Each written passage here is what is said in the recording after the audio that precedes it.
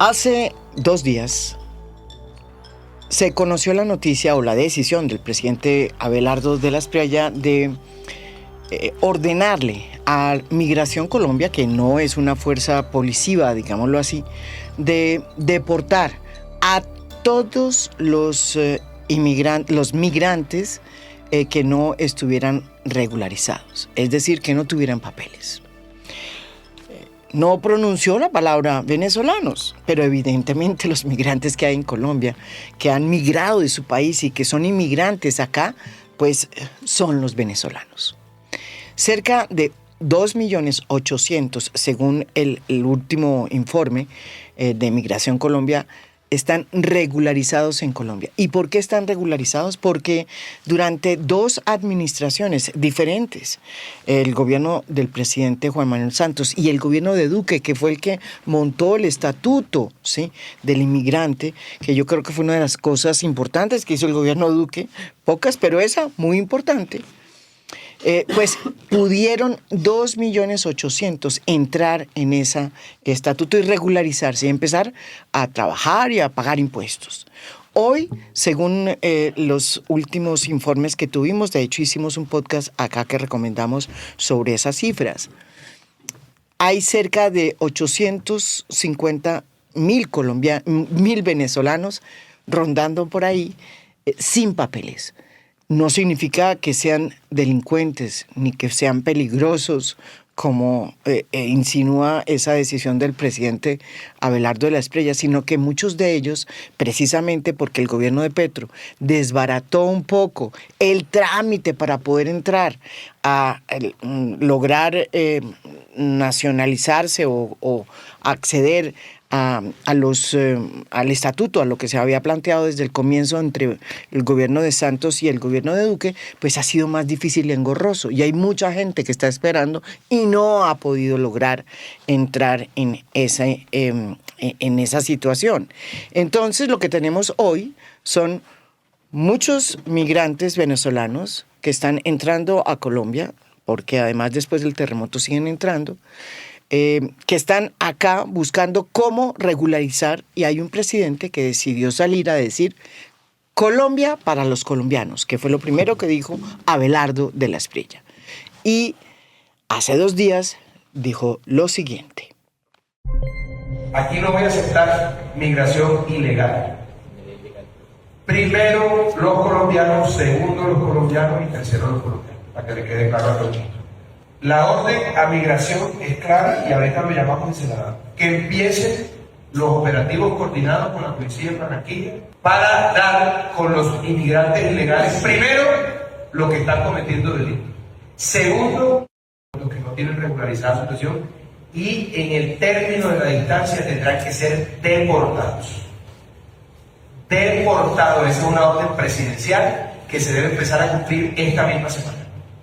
No voy a aceptar a inmigrantes ilegales de donde sea que vengan que estén cometiendo fechorías en Colombia. Se van y los deportamos. Esa es una decisión política y yo la asumo. Y es una decisión administrativa, yo la asumo. Evidentemente, esa es una política calcada de la que está haciendo Estados Unidos a través de ICE, de esa policía nueva que se creó, para deportar a cualquier latino, el que hable español, desde Estados Unidos a su país de origen, cosa que se viene haciendo desde pues que él llegó al poder en este segundo término. Pero por eso queremos hacer este podcast. Y el invitado de nosotros hoy aquí en A Fondo es una persona que es colombo-venezolana, venezolano-colombiano. Él dice que no sabe realmente que es Sinar Alvarado, un gran periodista, un gran cronista. Ha trabajado para el New York Times, ha trabajado para The Guardian, para El País. Es un periodista colombiano. No sabía que era de Valledupar, sí. Imagínate. Sí, tal cual. Allí nací, aunque nunca viví ahí. Nunca, sí, y no hablas como vallenato, la verdad sea dicha. Bueno, Sinar desde hace muchos años vive ya aquí, pero vivió 25 años en Venezuela y es el autor e intérprete del monólogo La Raya, que es esta historia que él hace, ¿no es verdad?, sobre su vida y lo que significa haber sido migrante en Venezuela, ¿no es verdad?, siendo colombiano, y lo que significa ahora ser acá, colombiano, pero con acento venezolano. Y con media vida allá. Y con media vida allá, porque además tiene su esposa, es venezolana caraqueña, pura Caracas. Huele a Caracas. Y mi hijo, que nos oye hablar de Venezuela y de Colombia, de vez en cuando me pregunta, papá, ¿de dónde soy yo? Bueno, yo quería, antes de comenzar, a que tú plantearas tu monólogo, que yo creo que es parte de la invitación que te estamos haciendo. ¿Qué opinas de estas declaraciones de Abelardo de la Espriella que cambian radicalmente la política migratoria de Colombia, sobre todo, pues, frente a la migración venezolana, que es la única que tenemos realmente? ¿Tú qué opinas? Creo que efectivamente es un gran salto atrás. Durante los gobiernos de Juan Manuel Santos y de Iván Duque, como lo decías, hubo avances en una política migratoria pues más enfocada en no solo en la hospitalidad, sino en ofrecer condiciones muy concretas y eficaces desde el punto de vista político-administrativo para que los migrantes se adapten y entren al sistema colombiano lo más pronto posible, sin mayores traumas, para que también lo más pronto posible empiecen a aportar a esta sociedad y tengan acceso a derechos fundamentales, ¿no? Un techo, educación, salud, trabajo, etcétera. Durante el gobierno de Petro básicamente hubo un abandono de la política migratoria, se invisibilizó el problema de los venezolanos en Colombia. Ya eso era un retroceso con respecto a los gobiernos anteriores, pero esta actitud bastante agresiva, violenta, de esta oferta y amenaza de persecución, de deportación, de detenciones en masa desde esta misma semana, palabras textuales del presidente, no es un abandono, que fue lo que ocurrió con el gobierno de Petro, sino que es ya un retroceso, pone en riesgo a mucha gente, mete en un mismo saco a millones de personas que están aquí trabajando, aportando a la economía y al fisco de este país, al desarrollo de Colombia. Los mete en un mismo saco con delincuentes que, según cifras oficiales, participan algo así como en el 2% de los delitos. Es decir, si el gobierno de Abelardo logra, que es casi imposible, detener a todos esos venezolanos que están cometiendo delitos y expulsarlos del país, todavía le va a quedar pendiente resolver el 98% de la criminalidad, que es talento local. Puro colombiano. Sí. Y me recuerda además tiempos muy oscuros que vivimos los colombianos migrantes en Venezuela. Aunque es cierto que Venezuela fue un país de puertas abiertas por política oficial, que recibió a extranjeros de muchos lugares, de todos los europeos que huían de la posguerra, españoles, italianos, portugueses, chinos, muchos latinoamericanos. Sí. Y el principal grupo de migrantes fuimos los colombianos. Y aunque hubo hospitalidad y oportunidades, y yo me beneficié de esas oportunidades, yo estudié en universidades públicas de Venezuela, en una universidad pública, y me hice periodista, y ahora trabajo como periodista en Colombia gracias a las oportunidades que me dio Venezuela, que nunca me preguntó de dónde era yo. Simplemente me pidió mi título de bachiller y me ofreció educación de calidad como a cualquier venezolano, como a cualquier local.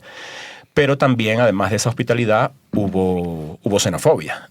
Hubo gobiernos que también hicieron hace 30, 40, 50 años lo que está haciendo Abelardo hoy, que pensaríamos que debería estar superado y no.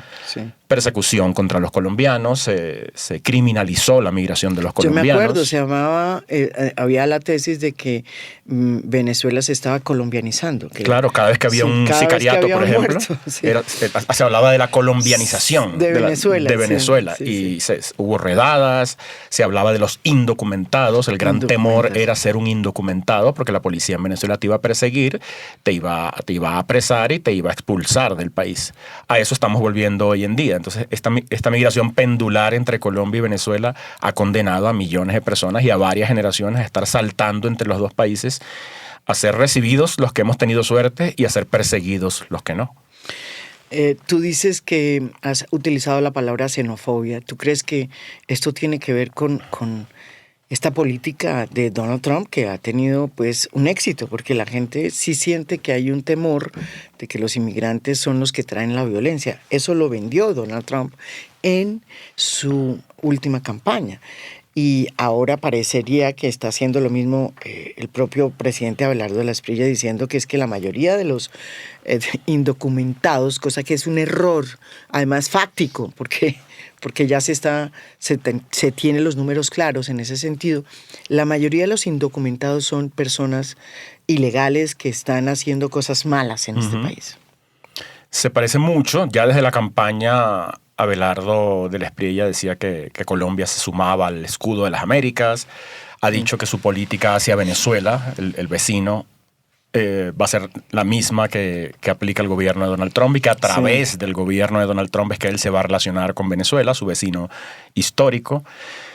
Y sí, hay mucha xenofobia en este primer anuncio que hace el gobierno de Colombia, el nuevo gobierno de Colombia, y también creo que hay aporofobia, es el miedo y el rechazo al pobre. Porque yo recuerdo, yo llegué a Bogotá en julio de 2004 y en esa época estaban llegando los primeros venezolanos a Colombia. Eran muy raros, eran muy pocos.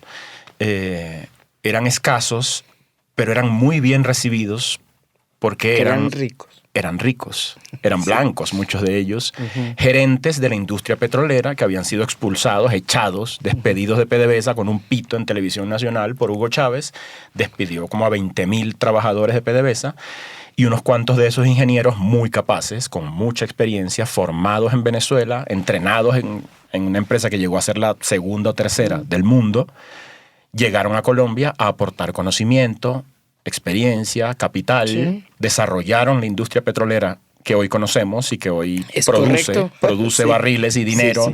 Porque tenemos el mismo petróleo pesado, el crudo. Esos fueron los primeros venezolanos que empezaron a llegar a Colombia hace poco más de 20 años y fueron muy bien recibidos porque eran venezolanos profesionales, de clase alta, que aportaban y eran pocos. Y contra ellos no hubo rechazo. Ahora que los venezolanos son muchos más y entre esos muchos hay una buena parte que es pobre y que necesita ayuda y que necesita oportunidades, pero que viene dispuesta a trabajar también y a aportar, ya ahora la reacción es otra y la hospitalidad de pronto ya no es tanta. ¿Tú por qué terminaste en Venezuela? Yo terminé en Venezuela por dos razones. Uno, amenazas contra mi papá, que siempre estuvo metido en política, es un tipo que no es capaz de callarse y algo de eso heredé por lo visto. Él era político. Sí, él es veterinario, pero siempre ha estado muy metido en política. Tuvo algunos cargos. Estaba como empezando su carrera política, siempre vinculado al Partido Conservador. Fue cónsul en Venezuela en los 80. Él recibió amenazas, era muy, muy ruidoso, hablaba en la radio, escribía en la prensa. Y además Venezuela a finales de los 70, él se fue en el 76 y nosotros, mi mamá, mi hermana y yo nos fuimos en el 77, apenas yo nací. En el 76 se produjo la nacionalización petrolera en Venezuela, por decisión del presidente Carlos Andrés Pérez. Y el país que ya venía recibiendo chorros de dólares empezó a recibir aún más dinero. Sí. Finales de los 70 fue una época de gran bonanza en Venezuela, crecimiento económico, mucha demanda de mano de obra de todo tipo. Y los colombianos estábamos emigrando hacia Venezuela en esa época en masa.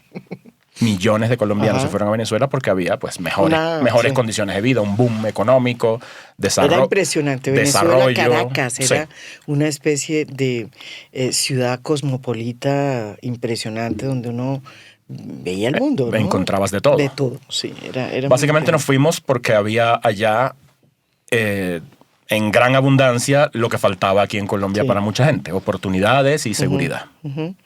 Y ahí te haces tú estudiante, trabajas. ¿Cómo es? Sí, me convertí hasta cierto punto en un venezolano más, porque yo llegué de 4 meses de nacido y aunque se hablaba de Colombia todo el tiempo en la casa, música colombiana, vallenatos clásicos, veníamos a Colombia. ¿Con frecuencia? Sí, en vacaciones veníamos sobre todo a la costa, a Santa Marta, a Valledupar, a Cartagena.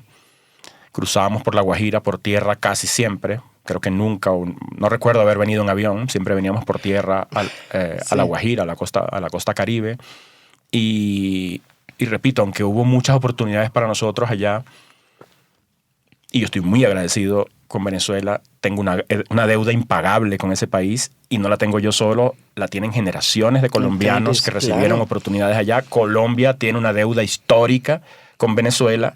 Y si hay un poquito de gratitud y de memoria histórica, deberíamos tenerla en cuenta en este momento, porque este país expulsó a gente y buena parte de esos expulsados fueron recibidos en Venezuela y algunos incluso siguen allá, no se han devuelto. Ese es un tema curioso porque tampoco sabemos cuántos colombianos hay en Venezuela. Colombianos, Todavía quedan. venezolanos acá sabemos, pero allá no sabemos porque las cifras son complicadas de entender. América Pues, Latina ha sido siempre, desde hace décadas, una región de migrantes, Sí. una colección de países que expulsan gente en cantidades. Y Colombia llegó a ser durante unos cuantos años, 50, después de la violencia, 50, Sí. 60, 70, Un 80, exportador. el país de América Latina que tuvo fuera de sus fronteras un mayor porcentaje de sus ciudadanos. O sea, este país ha echado a la calle a la buena gente, parte de su sí. gente. Y esa gente pues la recibieron en Venezuela, en España, en Estados Unidos. Creo que es ético, es Sí. sentido común tener un poco de memoria histórica.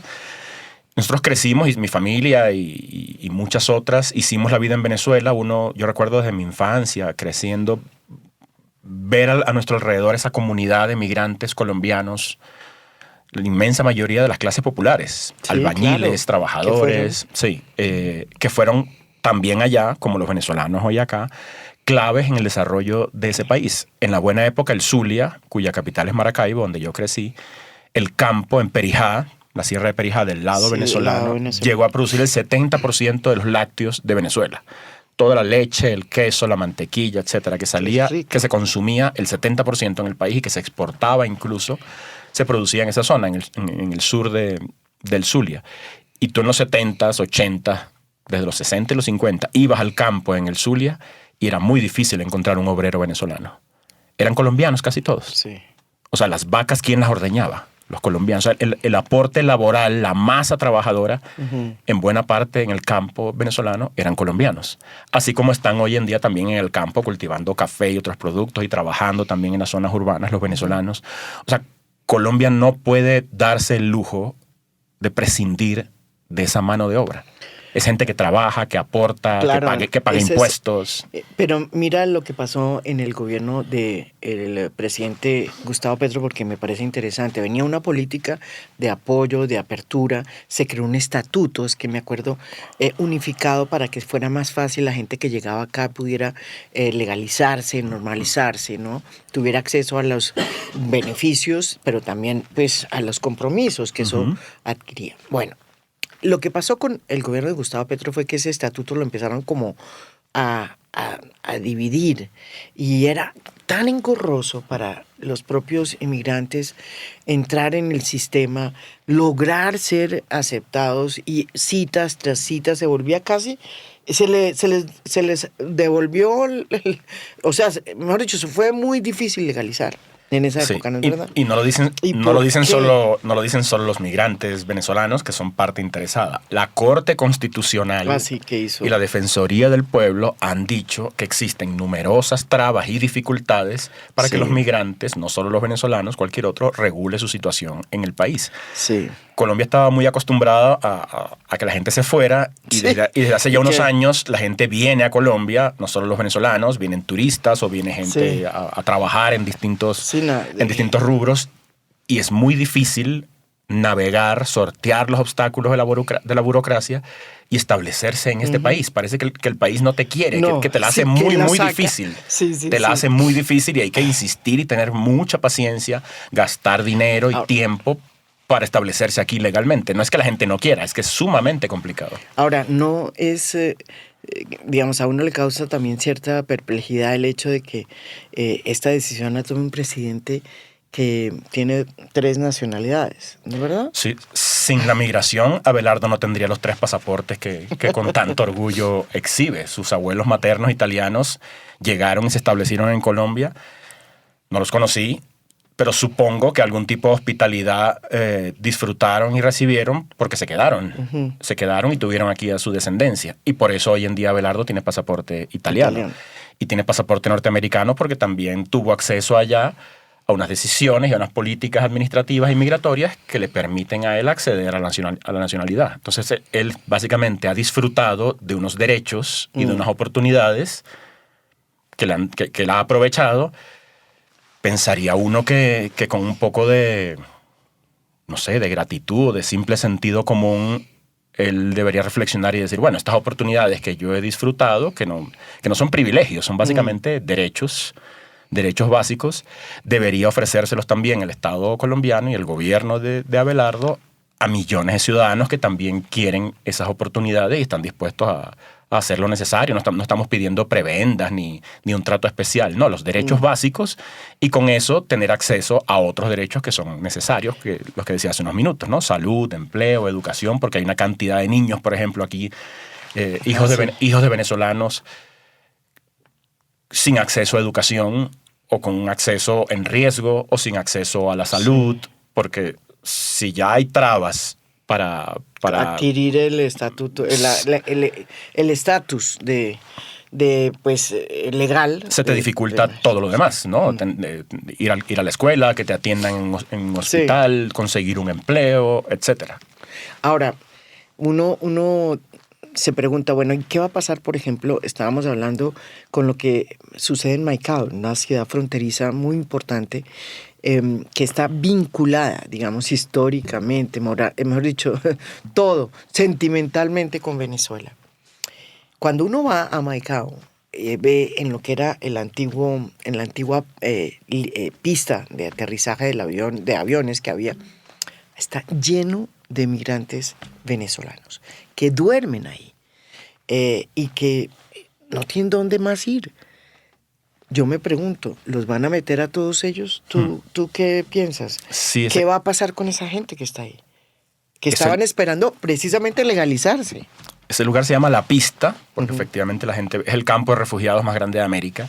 Más o menos 12.000 personas están allí. Más de la mitad son niños, es decir, por lo menos 6.000 niños viven ahí, muchos en un riesgo de apatridia, no son ni venezolanos ni colombianos. Ambos países los rechazan y por eso ellos están ahí en un limbo. En un limbo, en una provisionalidad, viviendo en condiciones horribles, terribles. Sí. Vivir no es el verbo adecuado para describir la situación en la que está esa gente. Es gente que viene huyendo de un país inviable, de Venezuela, y que no todos son venezolanos, ojo, ahí también hay unos cuantos colombianos retornados. Sí. Entonces, esta migración pendular, yo creo histórica, de las últimas 5 décadas, que es el tiempo que yo llevo vivo, casi 50 años, a mí me parece terrible y dramática y muy, muy injusta con la gente ver que la conclusión de este péndulo que va y viene es ver a generaciones de personas sometidas al abandono de dos países, de dos estados, ¿no? Sí. O sea, esos retornados colombianos que están hoy en La Pista y en otros lugares de Colombia, se fueron originalmente de Colombia porque era imposible vivir aquí, su vida estaba en riesgo, no había futuro en Colombia y se fueron a Venezuela. Venezuela les falló también y les toca devolverse a Colombia, pero cuando vuelven a Colombia el país no termina de recibirlos tampoco. Entonces, ¿de dónde soy yo? Por eso mi obra se llama La Raya. O sea, entonces yo soy entonces de la frontera, ¿será? De esa línea imaginaria que de 2.219 kilómetros, que es una especie de tercer país, ¿no? Entonces yo no soy ni venezolano, no somos, porque no soy el único. No somos venezolanos, no somos colombianos, nos tocará quedarnos a vivir aquí en la mera raya, haciendo un equilibrio ahí muy delicado, porque no nos reciben del todo en ninguno de los dos lugares, nos rechazan en los dos lugares. ¿Qué va a pasar con toda esa gente que está en condiciones pues, de enorme vulnerabilidad? No solo hay en Maicao, también en Riohacha, en Cúcuta, en muchas zonas de frontera. Esa es una gran pregunta. O sea, es una emergencia humanitaria y puede ser una bomba de tiempo. O sea, si este nuevo gobierno se enfoca exclusivamente en una política migratoria punitiva, policial, dirigida solo a la persecución y no entiende que hay una emergencia social humanitaria también enorme que se está incubando, eso les puede estallar en la cara. Pero además yo te pregunto, él ha decidido que Migración Colombia, que no es una policía, la va a convertir como en un ICE. Y eso pues es, digamos, contra natura. Migración Colombia no tiene facultades policivas más allá de no permitir la salida de unas personas porque digamos, la policía se lo dice o porque la fiscalía pero convertir ya a Migración Colombia en un ICE, no sé, eso es una cosa nueva también. Sí, nueva y peligrosa. Tristemente sabemos que este puede ser un país muy violento. Sí. Y azuzar desde el poder, digamos, los funcionarios tienen responsabilidades distintas y mayores a las de los ciudadanos comunes. Como jefe de Estado, como presidente de la República, el señor de la Espriella debería tener eso muy en cuenta, porque criminalizar el movimiento de los humanos, que es algo natural e histórico. Siempre hemos estado en movimiento, por eso él se apellida de Espriella Sí, y no otro. Sí. Es muy, muy riesgoso, o sea, empezar a promover ese miedo, atribuirle a un grupo específico el riesgo, la zozobra, el peligro. Sí. Ellos son la amenaza. Sobran ejemplos históricos terribles que nos dicen con claridad a dónde conduce ese tipo de política y de comportamiento, de discriminación, de atribuirle a ese enemigo externo todo lo malo que está pasando. Colombia era una especie de paraíso terrenal, de vergel prístino, donde todo era perfecto, hasta que llegaron los benditos venezolanos a dañar la fiesta. No, y hasta que llegó el Tren de Aragua, Exacto. que son todos los venezolanos, porque esa es la otra, negar que nosotros tenemos un problema de nosotros, que es la mafia local, la que realmente que ha afectado a los vecinos, a Venezuela, a Ecuador, a Panamá. O sea, hemos sido, la historia de Colombia no es la de un vecino potable que no genera problemas. Sí. Hemos exportado efectivamente no solo gente, ¿no? Violencia, problemas, o sea, todos esos grupos armados que hacen vida hoy en Venezuela, el ELN, entre otros, vienen de Colombia y están en Venezuela creando problemas hace décadas. Entonces, pretender vender ahora la idea de que Colombia era una especie de Suiza, ¿no? De Luxemburgo pacífico y en pleno desarrollo, donde no había ningún riesgo hasta que llegaron los venezolanos a dañar la fiesta, no solo es irreal, es tramposa e insisto, es peligroso. ¿Por qué no procedemos a oír? Tú dices que tú tienes aquí en la mente tuya, en tu mente, el monólogo. ¿Por qué no nos das alguna? Porque además el monólogo, hay que decirlo, lo presentaron hace poco con Radio Ambulante, ¿no es verdad? En una muy interesante sesión que hicieron desde acá, desde Colombia, en Kinder. Sí, hicimos 3 funciones a beneficio de Venezuela, de las víctimas del terremoto de hace un par de meses. Hicimos 3 funciones. Es correcto. Allí yo presenté un fragmento como de unos 12 o 13 minutos, pero el show completo dura 1 hora. Lo he venido presentando más o menos una vez al mes, ya desde... ¿Ahí en dónde? ¿En desde Kinder? Marzo. No, antes en un lugar en San Felipe que se llama Casa Plástica. Y ahora estamos buscando una nueva sede porque esto ha crecido y necesitamos unas sillas más. ¿Por qué no hacemos el de los 12 minutos? Eso es muy largo. O entonces 10 minutos, 5 minutos. Un par de minutos. No, estaba recordando un fragmento. Yo no sé si ustedes recuerdan que en el año 1987 empezó a sonar en los medios, tanto en Venezuela como en Colombia, la corbeta Caldas. Claro, yo me era acuerdo. un niño, yo tenía 10 años. No, me acuerdo, yo no. Yo era más grande y la corbeta Caldas fue un episodio en el que casi estuvimos al borde de una guerra porque era una corbeta colombiana que había entrado en el lago de Maracaibo. Y entonces se levantaron todas las alarmas y empezaron a sonar. Y aquí en Bogotá, yo me acuerdo, yo tampoco, pues me acuerdo en la casa, va a haber guerra. Mi papá, que era periodista, me acuerdo que decían, va a haber guerra, va a haber guerra. No hubo guerra. Yo tenía 10 años. La corbeta Caldas, históricamente, en 200 y pico de años que llevamos de historia estas dos repúblicas, es el momento en que efectivamente Colombia y Venezuela han estado más cerca de una verdadera porque entró guerra. al Golfo de Coquibacoa, que se llama hoy. Yo empecé a escuchar cuando era niño, la corbeta Caldas esto, la corbeta Caldas lo otro, y yo decía, bueno, me acerqué a mi mamá en Maracaibo, donde vivíamos, en un hogar de migrantes colombianos, y le pregunté, mamá, ¿qué es una corbeta? Y me dijo, mijo, no se preocupe, esas son vainas de los adultos. Pero yo quería saber, ¿pero qué es una corbeta? Bueno, es un barco de guerra que tiene cañones y tiene radares y tiene antenas y plomo, y solo se usa en tiempos de guerra. Y le dije, mamá, ¿estamos en guerra? Y ella me dijo, no, insisto, eso es solo un asunto de los adultos. Ponte a hacer tus tareas, ponte a ver televisión, haz lo que sea, y no preguntes más sobre eso. Bueno, yo me distraje un rato, pero seguía sonando todos los días esto de la corbeta Caldas, y viene la guerra, y viene la guerra. Y efectivamente, bueno, movieron tropas, el ejército venezolano mandó tropas a la frontera, el ejército colombiano mandó tropas a la frontera, y nosotros vivíamos a 100 kilómetros de la frontera. Claro, porque ustedes vivían en Maracaibo, que queda ahí en el estado de Zulia. A 100 kilómetros de la frontera con la Guajira. Claro, con la Guajira. En la Guajira colombiana, colombo-venezolana. Mi primera pregunta a un niño de 10 años fue, bueno, si estalla la guerra entre Colombia y Venezuela, ¿qué voy a hacer yo? Yo soy un colombiano en Venezuela. Me van a coger prisionero aquí el ejército venezolano porque soy el enemigo. O me va a tocar echarle plomo a mis primos colombianos que están ahí justo enfrente al otro lado de la frontera. O me van a deportar, me van a expulsar a Colombia porque soy el enemigo.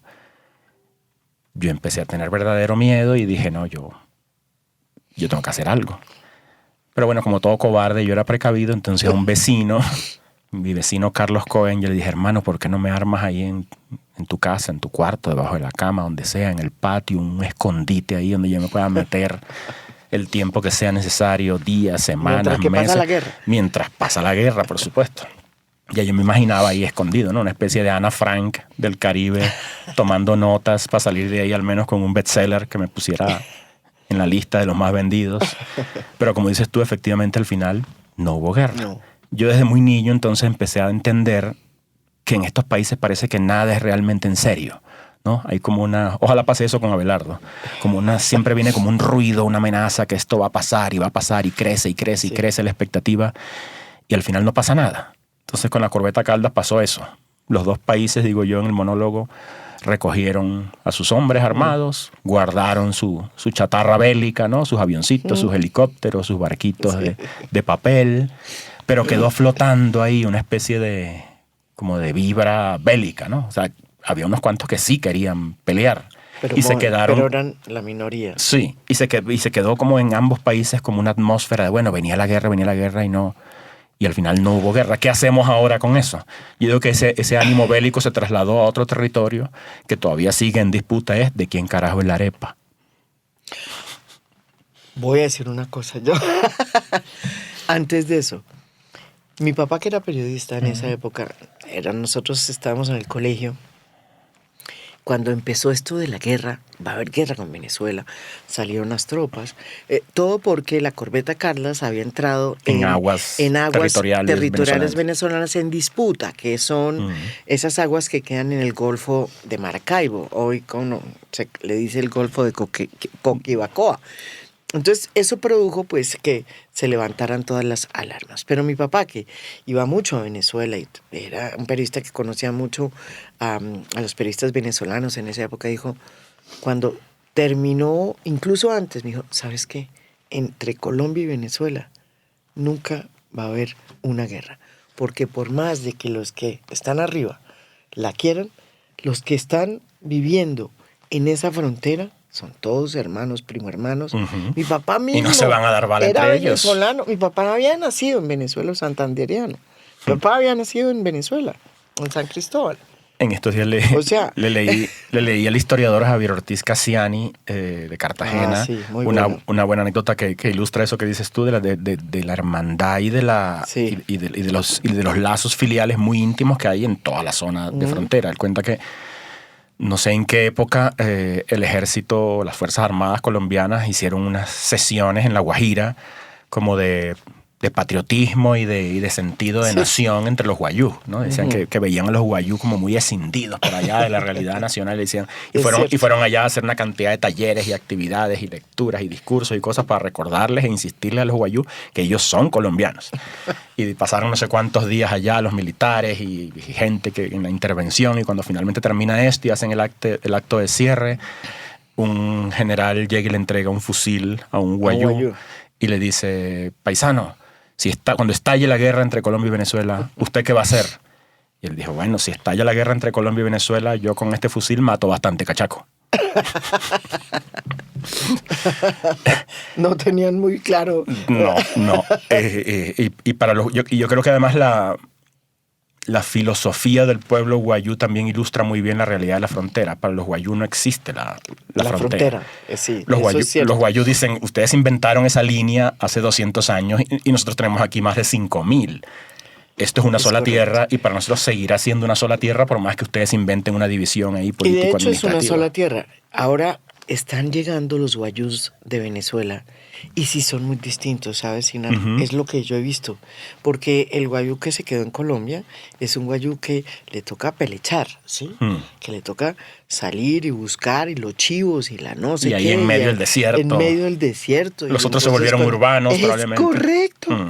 Y también han sido beneficiados con las políticas del Estado. Entonces, pues como que esperan que llegue las cosas. Estos no. Estos entonces siguen con sus chivos, siguen con no sé quién. Son distintos. ¿Sí? Bueno, en esa época que describía hace un rato, en la cual era muy, muy difícil encontrar un obrero venezolano en el campo venezolano, casi todos eran colombianos, y un porcentaje muy importante también eran guayús. Guayús. Sí, guayús que se fueron del lado colombiano, que cruzaron la frontera y se instalaron allá en el sur y allá en otras regiones del país, sí. Y se dedicaron o al campo o sí, a la agricultura, a la ganadería y a la construcción. A la construcción. Buena parte de los edificios de todas las ciudades de Venezuela, si tú hubieras retirado a los colombianos y a los guayú, no existirían esos edificios. No sé quién los hubiera construido. Eso está pasando en muchos sectores en Colombia. Bueno, los mensajeros, por ejemplo, que fueron los que mantuvieron conectadas estas ciudades en la pandemia, o sea, en 2020 y 2021. Que a mí me tocó salir en pleno encierro por trabajo a hacer algunas historias y a los únicos o a los pocos que tú veías cruzando la ciudad de punta a punta en bicicleta para mantener más o menos conectado lo que quedaba de actividad en estas ciudades desiertas, eran los mensajeros, y más del 90% de los bicimensajeros son venezolanos. Son venezolanos. Ellos fueron los que mantuvieron conectadas las ciudades. Y si vas a otros sectores, por ejemplo, la restauración. En buena parte de los restaurantes en Bogotá, si te fijas, en las cocinas, los cocineros, hay muchísimos que son venezolanos que vienen de las cocinas profesionales de Venezuela. O sea, ya está cambiando la comida en Bogotá y en otras ciudades. Y la arepa, ahora vamos a la arepa. Un tema álgido. Porque yo te voy a decir una cosa, la arepa, yo estoy de acuerdo que la arepa como tal es venezolana, pero las arepas son colombianas. Aquí hay una mayor variedad. Lo dijo tu esposa. Sí. Aquí hay una mayor variedad. Entonces, tú vas a La Guajira. Hay un restaurante incluso en La Guajira, creo que es en Maicao, no, en Riohacha, donde donde el chef se ha especializado en buscar solo en La Guajira la cantidad de arepas que hay solo en La Guajira. Sí. Y hay como 40 o 50. Entonces, vamos a estar de acuerdo en que la arepa es venezolana. Yo creo que es previa. O sea, es antes de que existieran Colombia y Venezuela. Bueno, claro, es indígena. Es sí. indígena, la heredamos, ¿no? Esos pueblos la heredan. Sí, eso es cierto. Los mestizos, ya entre españoles, indígenas, negros, etcétera, heredamos la arepa, muchas variedades de arepa. En Colombia hay más variedades, creo yo, porque el país es más grande y también es como más diverso geográficamente y estuvo muy desconectado por la pobreza de la infraestructura. Entonces cada región, creo yo, históricamente fue desarrollando su propia arepa. Y esto de la variedad de la comida, no solo de la arepa, que ve uno hoy en Bogotá y en otras ciudades de Colombia, también es hija de la migración. Cuando yo llegué aquí en julio de 2004, esta escena gastronómica que hoy disfrutamos, sobre todo la clase media y la alta, no existía. No existía. La pobreza de la oferta de comida que tenía Bogotá hace un poco más de 20 años era terrible. Tú comparabas Bogotá con Lima, con Buenos Aires, con Caracas, con cualquier otra ciudad de Latinoamérica y estaba muy lejos, muy atrás. Muy. Y esa pobreza era hija de la monotonía de que aquí solo había colombianos. No, y de que éramos un país muy cerrado. Mucha gente no quería venir porque estábamos en medio de la violencia. Claro, en la medida en que efectivamente este país, aunque persisten muchos problemas de seguridad y de violencia, pero en la medida que el país ha habido avances, el país es más seguro, ha venido mucha gente, no solo de visita, como turistas, sino a quedarse, y por eso hoy Bogotá es mucho más abierta, más diversa, la oferta de comida, la variedad de los acentos que escuchas en la calle, eso ha enriquecido a esta ciudad. Y eso es hijo también de la migración. Y yo digo que la migración incluso deberías verla como algo ventajoso, como algo provechoso en términos incluso biológicos. O sea, una comunidad genéticamente limitada, donde todos son familia, es muy vulnerable. Se enferma con más frecuencia, es más débil frente a las amenazas, son mucho más resistentes y más evolucionadas aquellas sociedades donde el pool genético es más diverso. Pero lo curioso es que, digamos, un presidente que es hijo de migrantes decide asumir esta política que responde a una política histórica que se había roto en los últimos 15 años, pero que responde como a una tradición de un país cerrado. Donde los inmigrantes, está el pasado, donde los inmigrantes no son bien recibidos y donde son sospechosos. Y que siempre estuvo ahí, por eso nos volvió un país tan cerrado. Habíamos salido de eso.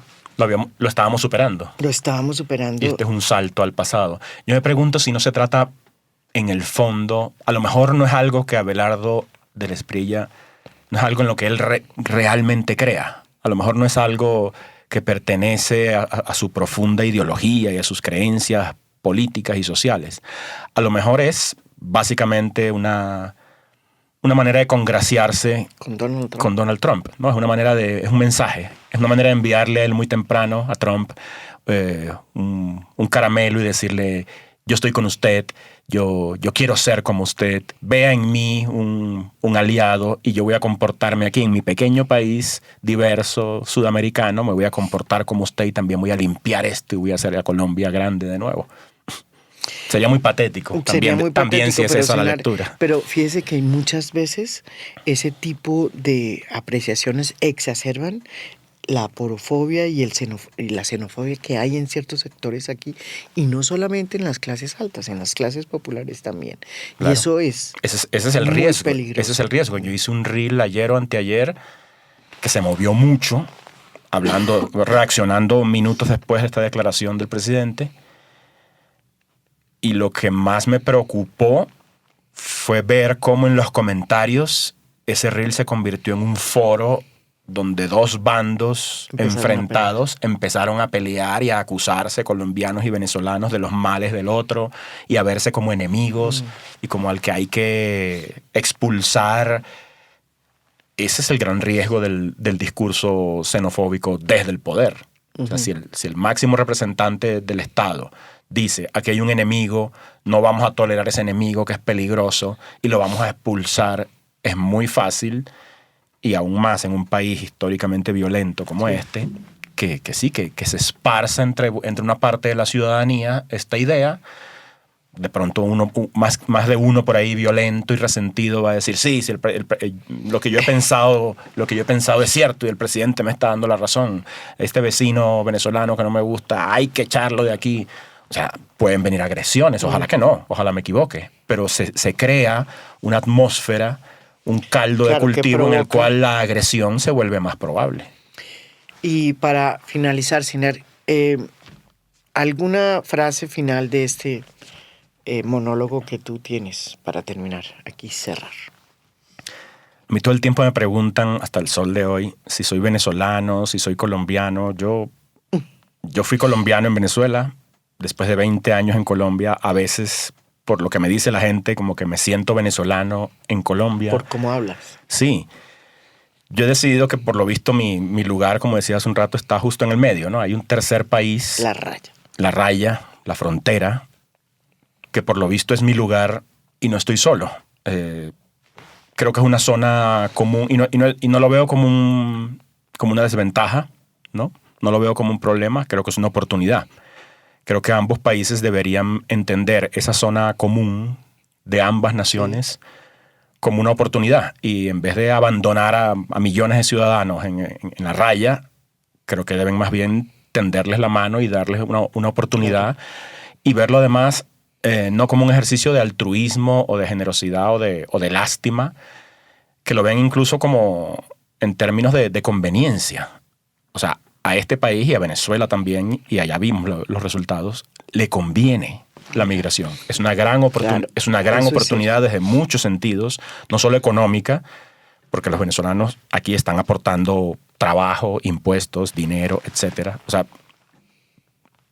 el argumento favorito de los xenófobos es que cuestan dinero, que son caros los migrantes.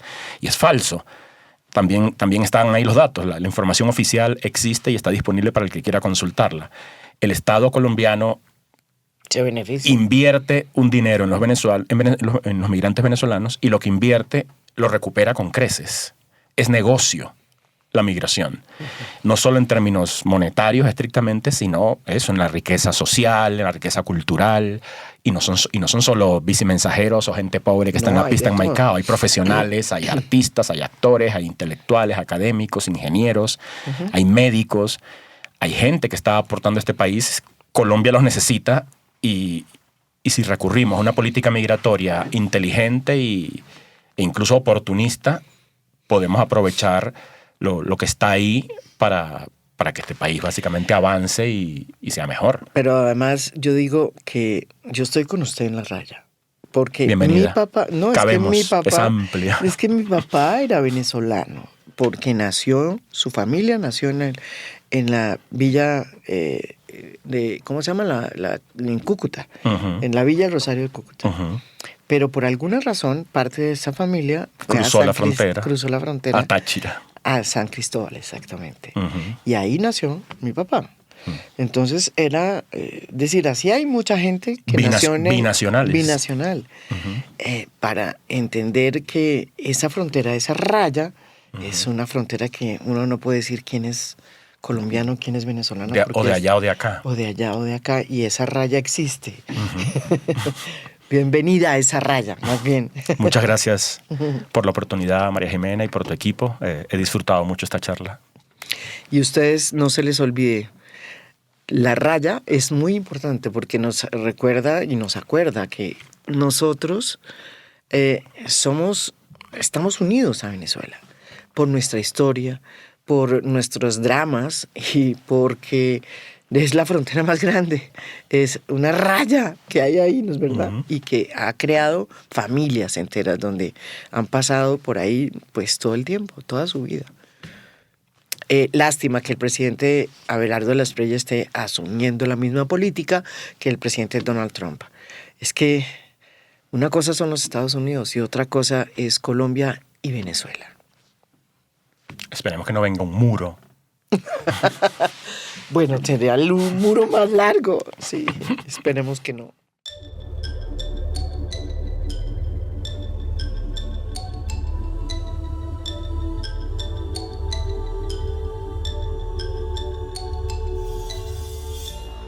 A Fondo es un podcast producido por Mafialand.